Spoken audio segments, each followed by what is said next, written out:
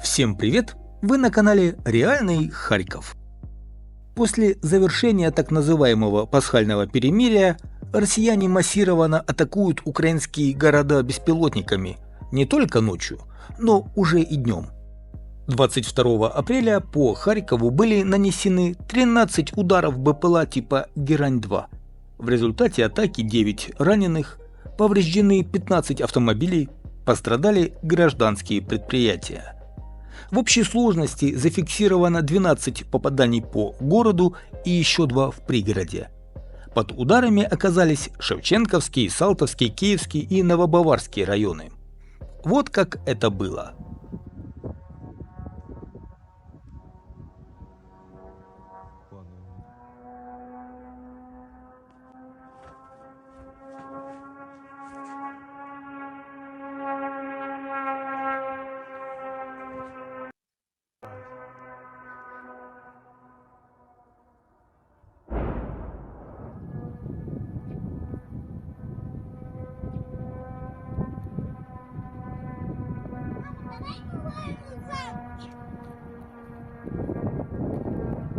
Бляха, зараз прижиться кудись. Мама, давай погуляем. Падает. Падает.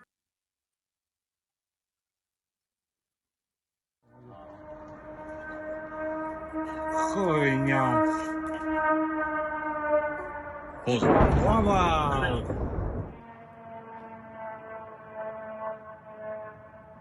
На.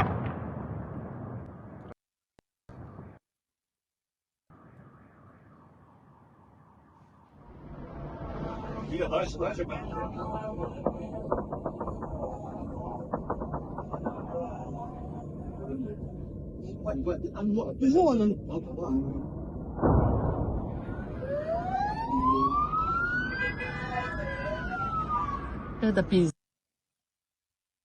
Ну, в центр, да.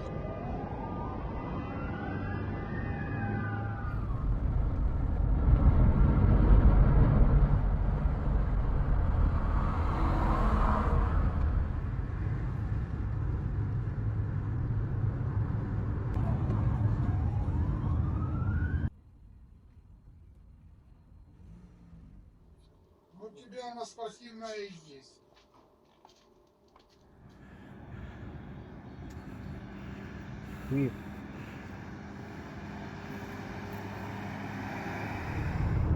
Вау.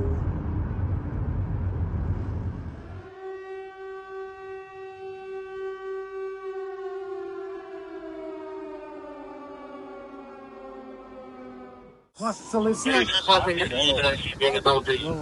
Машинам, конечно, досталось. А, блядь, Мобила зараз технику.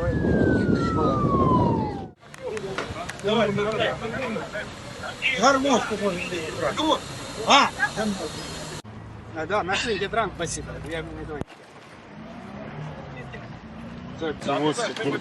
Вчера не понял, как это.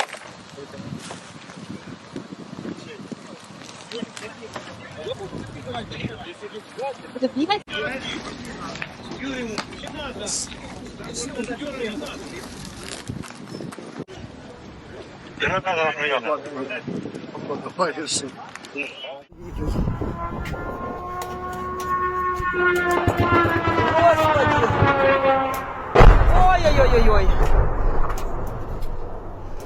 Ой-ой-ой-ой-ой-ой-ой. Ой-ой-ой-ой-ой. Страшно.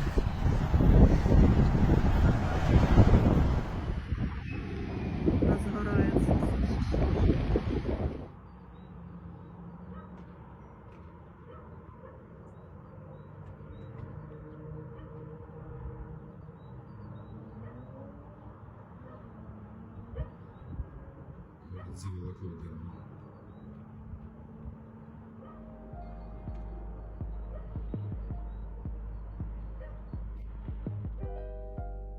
Ночью 23 апреля в городе снова прогремели 6 взрывов. Были нанесены удары по Новобаварскому району.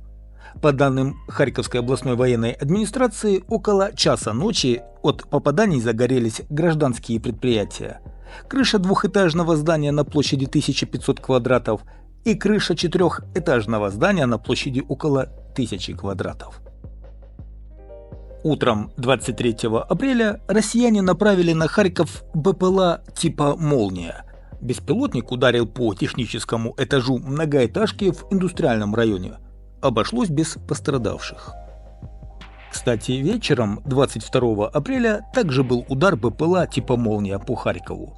В Салтовском районе загорелся гараж без пострадавших.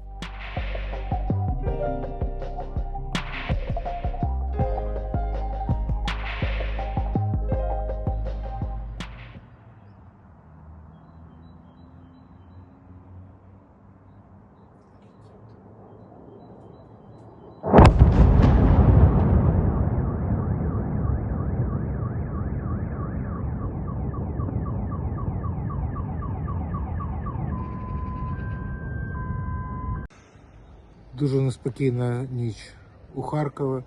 Було влучання 7 крилатих ракет. Крім цього, було влучання 12 шахедів по виробничому підприємству міста Харкова. Крім цього, біля житлових будинків, приватних житлових будинків і багатоповерхових житлових будинків. Зараз працюють наші комунальні служби, закриваємо контори, перевірили всі комунікації. Працюємо для того, щоб якнайшвидше усунути все це, що накоїв ворог. Сьогодні, 24.04.2025 року, зранку до ночі, ворог здійснив комбіновану атаку по місту Харкова. Атака була нанесена 10 ракетами типу Х та 14 БПЛА типу Грань-2. За результатами обстрілу зазнали враження Немишлянський, Слобідський та Став'янський райони міста Харкова. Під обстрілами опинилися об'єкти цивільної інфраструктури, а саме об'єкти щільної житлової забудови, приватні домоволодіння, школа та госпіталь. За результатами ракетної атаки отримали тілесні ушкодження та визнані потерпілими 5 цивільних осіб. На даний час триває досудове розслідування, відкрите кримінальне провадження за частиною 1 статті 438 Кримінального кодексу України. На місці вчинення кримінальних правопорушень працюють слідчі органи досудового розслідування та працівники прокуратури Харківської області.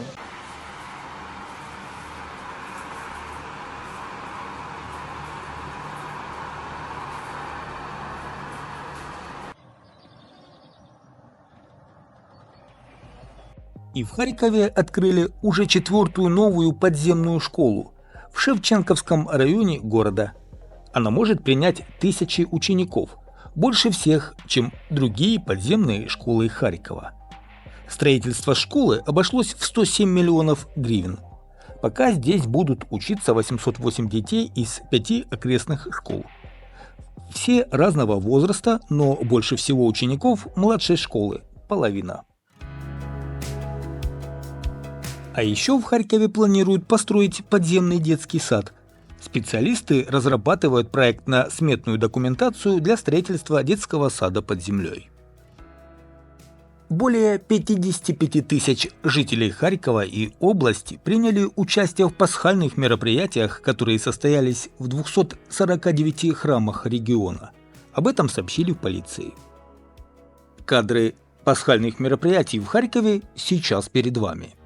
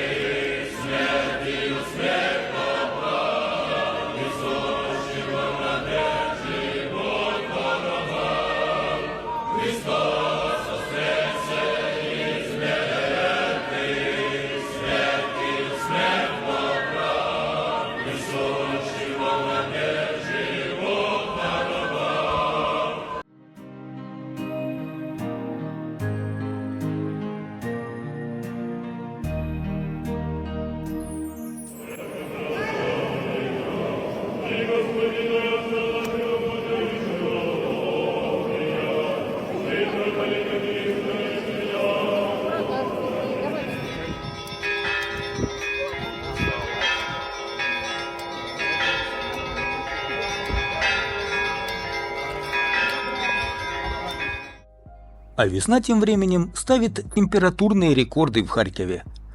Так, например, на Пасху синоптики зафиксировали температурный рекорд. 20 апреля 2025 года оказалось самым теплым за всю историю метеонаблюдений. Столбики термометров поднялись до отметки плюс 25,3 градуса. 21 апреля тоже зафиксировали самую высокую температуру за почти полвека – плюс 24,5 градуса. В Харькове открыли сезон фонтанов. В прошлую среду коммунальщики наполнили чашу зеркальной струи, и с конца той недели самый известный фонтан Харькова уже работал. В Центральном парке тоже фонтаны прошли обследование и успешно проработали все выходные.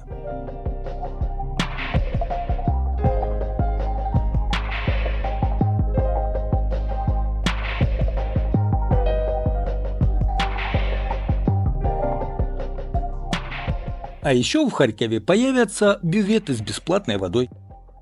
Планируют установить 29 таких бюветов, которые появятся в разных районах города. Проект финансируется из городского бюджета и при поддержке международных партнеров. По словам городского головы Игоря Терехова, инициатива не будет конкурировать с частным бизнесом, станет альтернативой для жителей. Ну и куда ж в наших выпусках без темы декоммунизации? На Харьковщине до сих пор стоят памятник Пушкину, серпы и молоты и советские танки. Несмотря на четкий список объектов для декоммунизации, значительную часть памятников в Харьковской области не демонтировали из-за промедления Минкульта. Об этом сообщили в объединении «Декоммунизация Украина». По данным активистов, значительная часть символов советщины, которая вошла в список топ-100 под снос, до сих пор не убрана. Преимущественно из-за того, что Министерство культуры Украины не подписало необходимые документы для официального вывода их из реестров. Среди объектов в Харькове до сих пор остаются на своих местах памятник советскому солдату возле станции метро 23 августа, серпы и молоты на фасаде горсовета, памятник дружбе украинского и русского народов, недемонтированный мурал Гагарина, бюст Жуковского, барельеф Бакулину, памятники советским военачальникам, а также танк Т-34 в Богодухове. Полный список вы можете увидеть вот на этих скриншотах.